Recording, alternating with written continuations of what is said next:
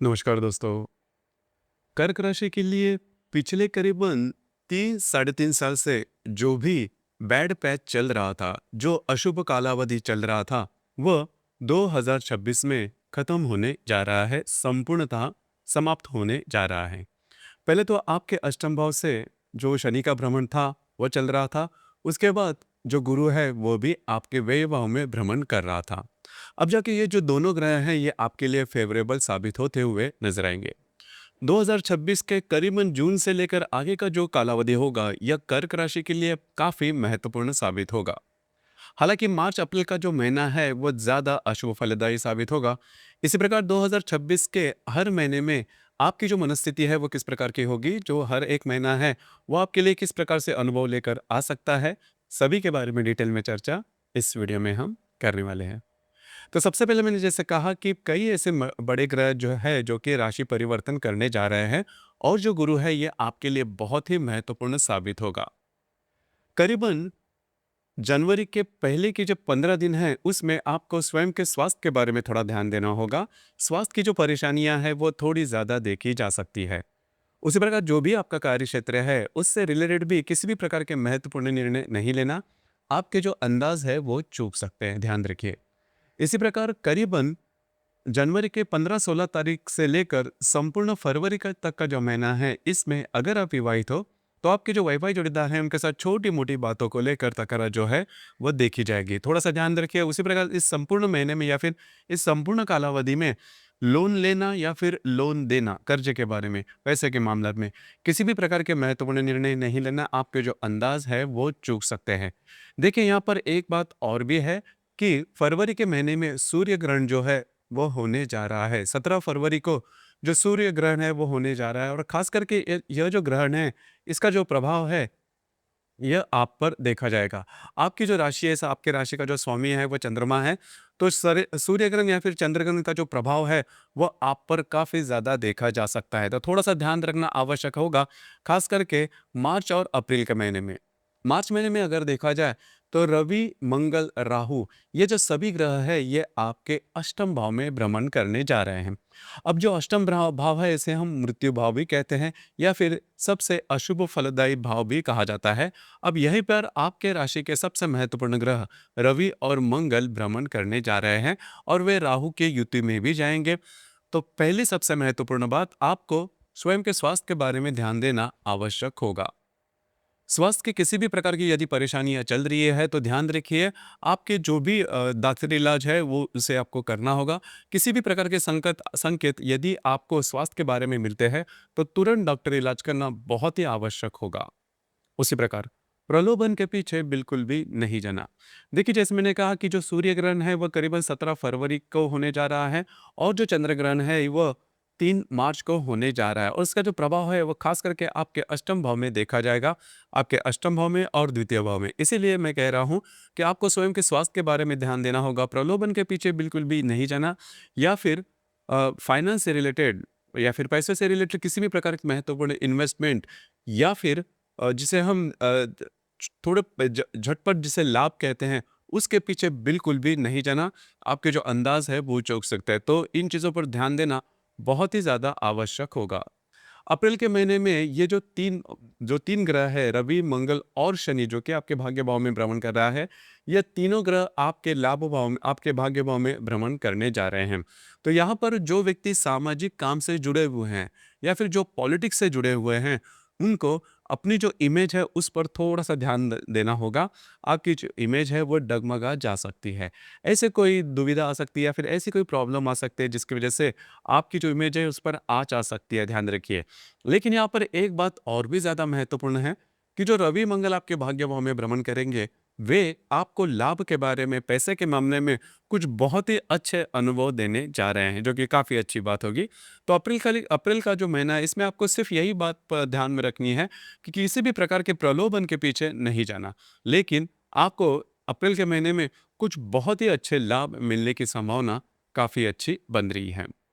उसी प्रकार मई और जून, मतलब करीबन मई के पहले आखिर के जो 15 दिन हैं और जून संपूर्ण जो जून महीना है, इससे आपका जो अच्छा कालावधि है, जो मैंने बात शुरुआत में कही कि पिछले करीबन 3 साढ़े 3 साल से जो भी आपने दुःख झेले हैं, वह समाप्त होने जा रहे हैं।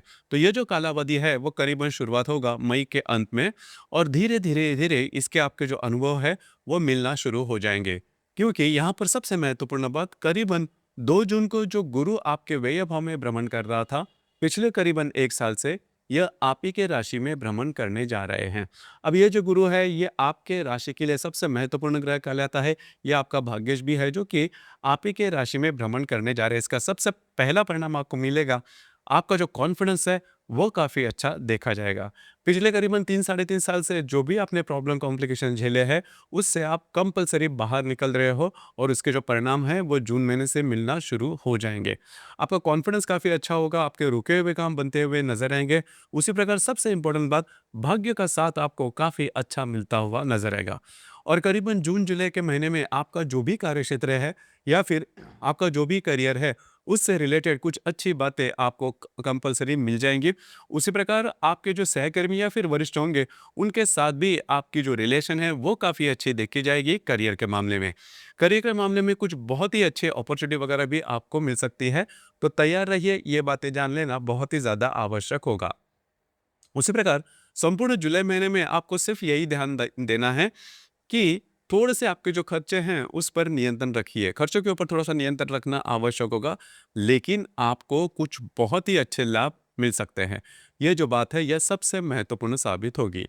उसी प्रकार जो संपूर्ण अगस्त का महीना है, इसमें थोड़ा-सा ध्यान रखिए, क्योंकि अगस्त के महीने में सूर्य और जो चंद्र ग्रहण है वो होने जा रहे हैं और इसके जो प्रभाव परिणाम हैं, वो आपको मिलने वाले हैं आपके आर्थिक स्तर पर, तो ध्यान रखिए। और जो मंगल का भ्रमण होगा, वह भी अगस्त के महीने में आपके व्यय भाव में होने जा रहे हैं। तो यहाँ पर आपको किसी भी प्रकार की यदि आपको डिसीजन लेने हैं, तो सोच समझकर आगे बढ़ना होगा। हालाँकि आपकी राशि जो है उसे अलग से कुछ कहने की ज़रूरत नहीं है, क्योंकि आपकी जो राशि है, कोई भी यदि काम करना है तो बहुत ही सोच विचार करके आगे बढ़ती है। लेकिन कभी-कभार हम बहुत ज़्यादा इमोशनल हो जाते हैं और इमोशन के चलते हमारे जो अंदाज़ है वो चूक सकते हैं। जैसे मैंने कहा कि जून से जो आपके राशि का अच्छी जो शुरुआत है वो होने जा रही है, उससे चलते ये हो सकता है कि आप गलत निर्णय लें। तो ये अगस्त का जो महीना है, यह आपके लिए काफ़ी महत्वपूर्ण साबित होगा। इसके बाद सितंबर के महीना जो है वो आपके लिए बहुत ही अच्छा और अत्यंत शुभ फलदायी होने वाला है, क्योंकि गुरु और मंगल, ये जो 2 सबसे महत्वपूर्ण ग्रह है, यह आपके राशि में भ्रमण करने जा रहे हैं और जो रवि है, यह भी आपके करीबन तृतीय भाव में भ्रमण करेगा, जिस वजह से आपका जो मूड, आप में जो दमखम है, वो काफ़ी अच्छा देखा जाएगा। आपकी जो डिसीजन पावर है वो काफ़ी अच्छी देखी जाएगी। नए काम आप हाथ में ले सकते हो और वे पूरे होते हुए भी नजर आएंगे। जो भी आप अनुमान लगाओगे आपके भविष्य को लेकर, यह भी सही साबित होते हुए नजर आएंगे। तो करीबन सितंबर का जो महीना है, ये आपके लिए बहुत ही ज़्यादा फलदायी साबित होगा। आप बहुत ज़्यादा एक्टिव नजर आओगे। अब अगस्त और सितंबर, इन 2 महीनों में जो व्यक्ति परदेश गमन करना चाहते हैं, फॉरेन जर्नी करना चाहते हैं, किसी भी कारणवश, उनके लिए खास करके ये जो संपूर्ण साल है, इसमें अगस्त का जो महीना, अगस्त और सितंबर का जो महीना है, ये आपके लिए काफ़ी महत्वपूर्ण और शुभ फलदायी साबित होगा। अब यहाँ पर अक्टूबर और नवंबर का जो महीना है, इसमें आपको थोड़ा-सा ध्यान देना होगा, खास करके आपके वैवाहिक जीवन के मामले में। अगर आप विवाहित हो, तो आपके जो वैवाहिक जोड़ीदार है, उनके स्वास्थ्य से रिलेटेड जो प्रॉब्लम है, वो थोड़ी ज़्यादा देखी जा सकती है, या फिर आप में और उनमें छोटी-मोटी बातों को लेकर तकरार हो सकती है। यह तकरार थोड़ी बढ़ भी सकती है, जो बात मैंने कही कि आपके जो वैवाहिक जोड़ीदार हैं, उनके हेल्थ से रिलेटेड जो बातें हैं, वो थोड़ी-सी कॉम्प्लिकेटेड हो सकती है। लेकिन यहाँ पर एक बात भी है कि आपको कुछ बहुत ही अच्छे लाभ इन दिनों में मिलने की संभावना भी काफ़ी अच्छी बन रही है। अब करीबन दिसंबर के महीने में राहु और केतु, ये जो आपके अष्टम और आपी के द्वितीय भाव में भ्रमण करने जा या फिर कर रहे थे पिछले करीबन एक आध या फिर 1.5 साल से, ये जो राहु और केतु है, यह आपके सप्तम और आपी के राशि में भ्रमण करने जा रहे हैं। हालांकि जो केतु है वो आपके राशि में भ्रमण करेगा और जो राहु है वो आपके सप्तम भाव में भ्रमण करने जा रहे हैं 6 दिसंबर से। तो यहाँ पर हालांकि ये जो संपूर्ण कालावधि है या फिर राहु केतु के जो प्रभाव परिणाम है, वो 2027 में दिखाई देंगे, लेकिन 2026 में अगर देखा जाए, तो जो बातें अब तक हमने वीडियो में डिस्कस की, इसी प्रकार के अनुभव आपको मिलने वाले हैं। तो सिर्फ यह जो साल है, इसमें मार्च का जो महीना है, यह आपको ध्यान देना होगा और जो दूसरा महीना है वह अगस्त का। बस ये जो 2 महीने हैं, इसमें आपको खुद पर कंट्रोल करना आवश्यक होगा और सबसे ज़्यादा अगर कहा जाए तो मार्च का जो महीना है, वो अशुभ फलदायी आपको होने वाला है या फिर इससे रिलेटेड किसी भी प्रकार के महत्वपूर्ण निर्णय किसी भी क्षेत्र से रिलेटेड क्यों ना हो, बिल्कुल भी नहीं लेना और आपको स्वयं के स्वास्थ्य के बारे में ध्यान देना बहुत ही ज़्यादा आवश्यक होगा। लेकिन ये एक बात तय है कि आपकी जो राशि है, वो पिछले करीबन 3 साढ़े 3 साल से जो भी आप कष्ट झेल रहे हो, उससे बाहर निकल रही है। तो दोस्तों, ये था कर्क राशि का 2026 का संपूर्ण वर्षफल। धन्यवाद।